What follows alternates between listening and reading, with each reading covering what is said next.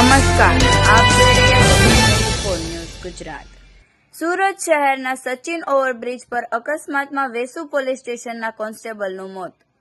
સુરત શહેરના સચિન ઓવરબ્રિજ પર એક દુઃખદ અકસ્માત સામે આવ્યો છે, જેમાં વેસુ પોલીસ સ્ટેશનના પોલીસ કોન્સ્ટેબલ રાજુભાઈ નાયકા ઉંમર વર્ષ 45નું કરુણ મૃત્યુ થયું છે।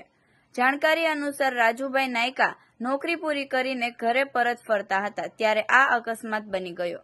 અકસ્માત દરમિયાન તેઓ ગંભીર રીતે ઈજાગ્રસ્ત થયા અને તેમને તાત્કાલિક 108 એમ્બ્યુલન્સ દ્વારા નવી સિવિલ હોસ્પિટલ પહોંચાડવામાં આવ્યા। અહીં ટૂંકી સારવાર બાદ કોન્સ્ટેબલનો દમ તૂટી ગયો। આ ઘટનાને લઈને પોલીસ વિભાગ અને પરિવારમાં શોકની લાગણી છે। રાજુભાઈ નાયકા એક પ્રતિષ્ઠિત અને નિષ્ઠાવાન પોલીસ કર્મચારી હતા, જેમણે સેવા દરમિયાન અનેક મુશ્કેલીઓનો સામનો કર્યો। તેમના હસતા ખેલતા સ્વભાવને તમામ લોકો યાદ કરશે। મૃતક કોન્સ્ટેબલના પરિવારમાં ગહન શોક છે અને તેમના પિતાએ આ દુઃખદ ઘડીએ સૌએ ગાઢ સહાનુભૂતિ વ્યક્ત કરી છે।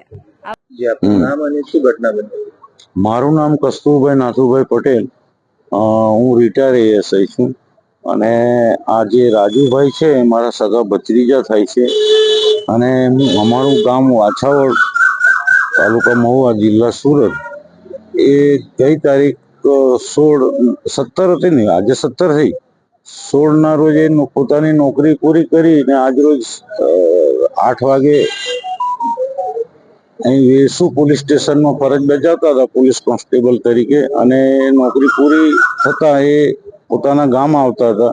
તે દરમિયાન જે સચિન જીઆઈડીસી ઓવરબ્રિજ ખરો એ જતા હતા અને પાછળથી કોઈ ટ્રક અજાણ્યા વાહન ચાલકે ટક્કર મારતા એ પોતાની ગાડી ડિવાઈડર હાથે ઠોકાઈ ગઈ અને એ પડી ગયેલા ત્યાં અને ત્યાર પછી એમને નવી સિવિલ હોસ્પિટલ ખાતે દાખલ કરેલા અને વેસુ પોલીસ સ્ટેશનમાં ખબર પડતા ત્યાંનો સ્ટાફ આવને એ બનાવવાળી જગ્યાએ વિઝિટ કરીને અહીંયા સિવિલમાં દાખલ કરેલા હતા અને તબિયત સારી પણ એમ કે ગુપ્ત માર વાગતા એ લોકો આજ રોજ સવારના 5 વાગે એ ડેથ થઈ ગયા છે।